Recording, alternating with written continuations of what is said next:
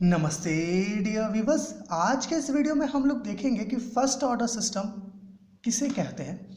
देखिए मेरे प्यारे व्यूवर्स, पिछले वीडियो में हम लोगों ने जीरो ऑर्डर सिस्टम को डिस्कस किया।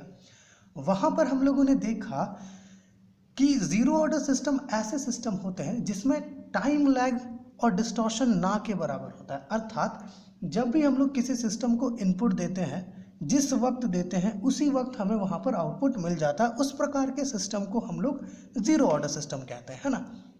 जैसे कि हम लोगों ने एक पोटेंशियोमीटर का एग्जांपल लिया था, है ना। बट फर्स्ट ऑर्डर सिस्टम जो आज हम लोग डिस्कस करने वाले हैं, इसमें क्या होता है मेरे प्यारे व्यूवर्स, कि जब भी आप इनपुट देते हो तो आउटपुट मिलने में आपको थोड़ा समय लगता है ना। टाइम का लैग होता है, थोड़ा सा समय लगता है आपको आउटपुट मिलने में। साथ ही साथ वहाँ थोड़ा डिस्टॉर्शन भी होता है जिसकी वजह से ये टाइम डिले होता है। अब आप पूछोगे भाई इसका एक एग्जांपल, है ना। तो फर्स्ट ऑर्डर सिस्टम को समझने के लिए एक सबसे बेस्ट एग्जांपल अगर आप देखना चाहते हैं तो वो है मर्करी थर्मामीटर। मेरे प्यारे व्यूवर्स, आपने कभी ना कभी अभी तक अपने बॉडी का टेम्परेचर मेज़र किया ही होगा थर्मोमीटर की मदद से, है ना, फीवर वगैरह में।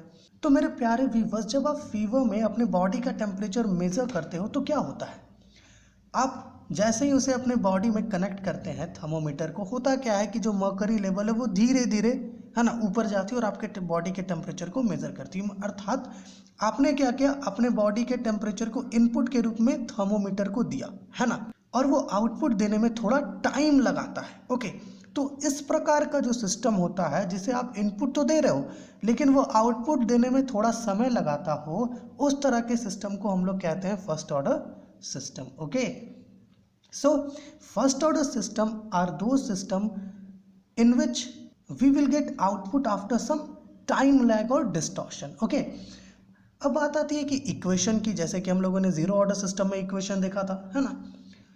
तो फर्स्ट ऑर्डर सिस्टम को रिप्रेजेंट करने के लिए भी हमारे पास एक इक्वेशन होता है जिसे हम लोग कुछ इस प्रकार से लिखते हैं कि theta nought by theta I is equal to 1 by tau D plus 1, है ना। यहाँ पर ये जो थीटा नॉट है ये आउटपुट को रिप्रेजेंट कर रही है, ये जो थीटा आई है ये इनपुट को रिप्रेजेंट कर रही है। यहाँ ये जो टाउ आप देख रहे हो, ये वाला जो टाउ है इसे कहते हैं टाइम कांस्टेंट। क्या कहते हैं? Time constant. और ये जो डी है that is a differential operator. Okay, इसे डिफरेंशियल ऑपरेटर कहते हैं। अब बात आती है इसके प्रूफ की कि भाई साहब इसे हम लोग प्रूफ कैसे करें, है ना, क्योंकि ज़्यादातर जो एक्सपेरिमेंटल टेक्निक्स का जो पेपर होता है आपका, उसमें इस प्रकार का सिस्टम में प्रूफ ही देता है कि इसका इक्वेशन को हम लोग कैसे प्रूफ कर सकते हैं। तो अब जैसे कि थर्मोमीटर का हम लोगों ने एग्जाम्पल लिया, उसी प्रकार उसी एग्जाम्पल की मदद से हम लोग इसको क्या करेंगे, प्रूफ करेंगे। ओके, अब यहाँ पर देखिए, चलिए मान लेते हैं कि ये कोई थर्मोमीटर है ना। जस्ट इमेजिन कि आपके पास ये कोई थर्मोमीटर है, ठीक है, कुछ इस प्रकार से। अब इधर साइड यहाँ पर इसका स्केल्स वगैरह, है ना। अब आपने क्या किया, इस थर्मोमीटर को अपने बॉडी से कनेक्ट किया। तो मान लेते हैं कि इसे आपने कुछ इनपुट दिया थीटा आई, ठीक, थीटा आई आपने इसे कुछ इनपुट दे दिया।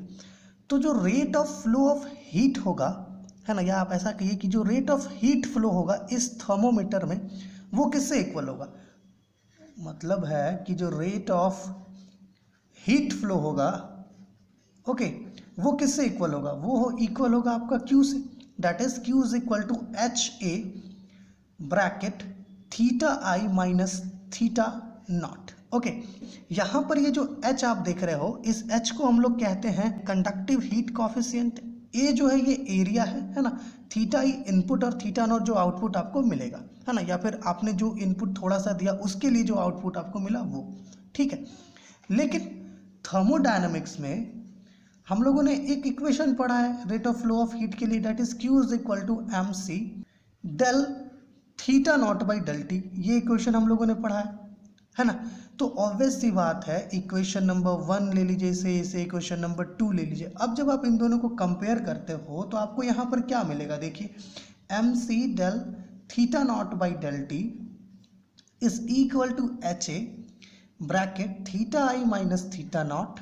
ओके, थोड़ा सा इसको अगर आप सॉल्व करोगे तो यहाँ पर आप कुछ इस प्रकार से इसे लिख पाओगे, M C by H A.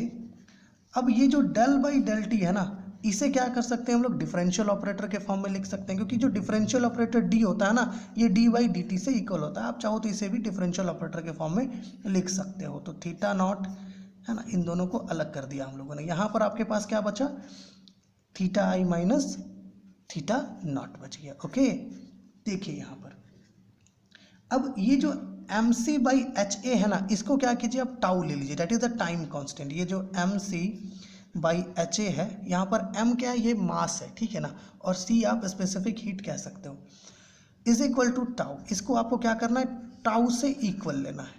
Okay, तो यहाँ पर आपको क्या मिलेगा, यहाँ पर आपको मिलेगा tau, del by del T को आपने क्या किया, डी ले लीजिए, और यहाँ पर ये है theta nought. Okay, is equal to theta I minus theta not.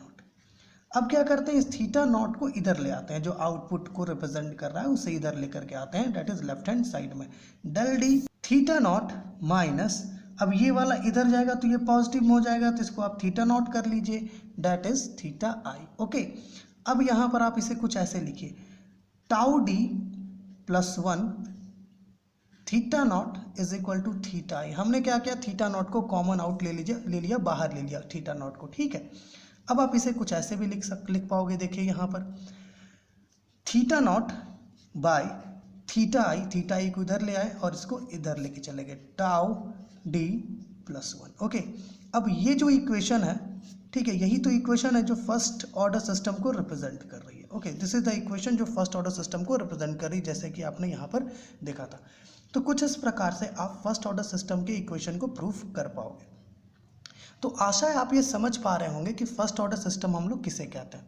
First order system ऐसे सिस्टम होते हैं जिसमें जब भी आप इनपुट देते हो तो आउटपुट आपको कुछ समय के बाद, कुछ है ना टाइम लैग के बाद मिलता है ना। अब ऐसा नहीं कि ये समय बहुत लार्ज होगा, है ना, छोटा ही टाइम होगा लेकिन होगा। लेकिन जीरो ऑर्डर सिस्टम एक आइडियल केस था जहाँ पर आप जैसे ही इनपुट देते हो वैसे ही आपको आउटपुट मिल जाता था। तो मेरे प्यारे व्यूवर्स, अगली वीडियो में हम लोग क्या करेंगे, सेकेंड ऑर्डर सिस्टम को डिस्कस करेंगे। और अगर आपने जीरो ऑर्डर सिस्टम वाला वीडियो अभी तक नहीं देखा है तो एक बार देखिए, लिंक आपको नीचे डिस्क्रिप्शन में मिलेगा। और अगर आप एक्सपेरिमेंटल टेक्निक्स की रिगार्डिंग वीडियोस खोज रहे हैं तो मेरे प्यारे व्यूवर्स, डिस्क्रिप्शन में आपको लिंक मिलेगा, आप उस प्लेलिस्ट को ज़रूर चेक कीजिए, मे बी वीडियोस आपके लिए हेल्पफुल हो पाए। तो चलिए आपसे अगली वीडियो में मिलते हैं, तब तक के लिए खुश रहिए, आबाद रहिए।